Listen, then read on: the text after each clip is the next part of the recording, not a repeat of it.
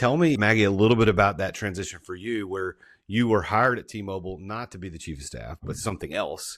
And then eventually you became the chief of staff to their, I think it was their T-Mobile business group. And then you ended up building a team and a whole structure that supported 5,000 employees. It was a big deal. So what were you hired as, and then how did you transition into that role? Yeah, I led big teams early in my career. So I was a people leader early on in my early 20s and throughout my 20s. I'm 38 now, and I worked in food and beverage, and I worked in retail, leading teams on sales floors and food and beverage floors. So I had this early leadership experience. I then was a buyer at Nordstrom, loved that work. I moved around to 5 different buying offices. I now think of it akin to consulting, where you go into a completely different business, you learn it, you have to really gain buy-in, you change some things, you make it more efficient, and then you get promoted and move to the next one. I loved that work. During my time at Nordstrom as a buyer, I ended up going back to school and got my MBA from the Foster School of Business in Seattle. I'm a Seattle gal for the last 35 of my 38 years. I'm in Lincoln, Nebraska now. And when I finished my MBA, I ended up getting recruited into this executive development program at T-Mobile that required early leadership experience. So you had to have led teams of 50 plus before you were even graduated from your MBA program. And I was hired on to this executive development program where myself and like 4 others in my year were basically tasked to move to a new city to lead a business you've never led and find success. So I moved to Salt Lake City. I led a team of retail stores and drove success across, I had about 100 employees and had to continually prove that I was doing a good job in my business. And then I moved into a retail strategy role as my next rotation. And then I found myself in the chief of staff role. So I'll pause there. There's probably a little bit more to add on, but I can walk you through what's next from the chief of staff perspective. So it's interesting because weren't you the first chief of staff for that particular position at T-Mobile?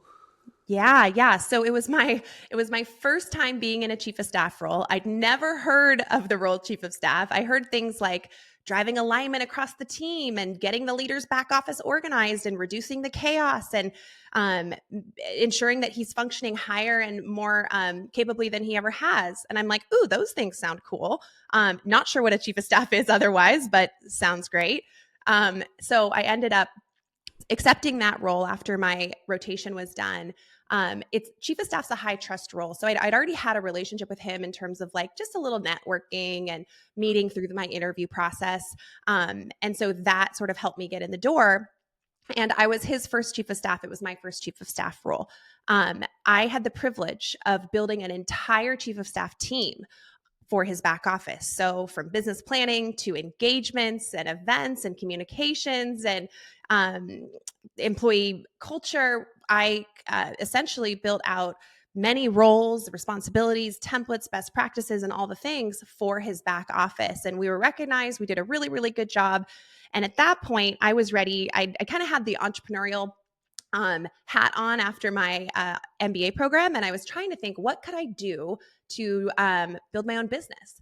And I thought, I think I'm going to do chief of staff consulting, fractional chief of staff consulting. Sounds great. So I'm sitting on my mom's couch talking to her about what I wanted to do, moving out of T-Mobile. And I told her, what's crazy is that there's thousands of project management certifications out there, but nothing for chiefs of staff. And she said, well, why don't you go build it?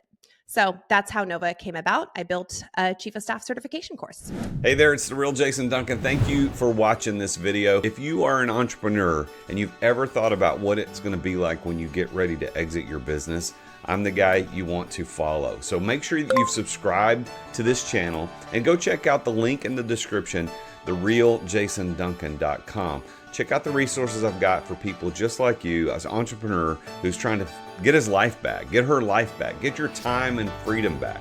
We've got a couple other videos you might be interested in. There's one here and there's one here. If that's what you want as an entrepreneur, if you're being trapped in your business, then I can help you get out of that. So go to therealjasonduncan.com.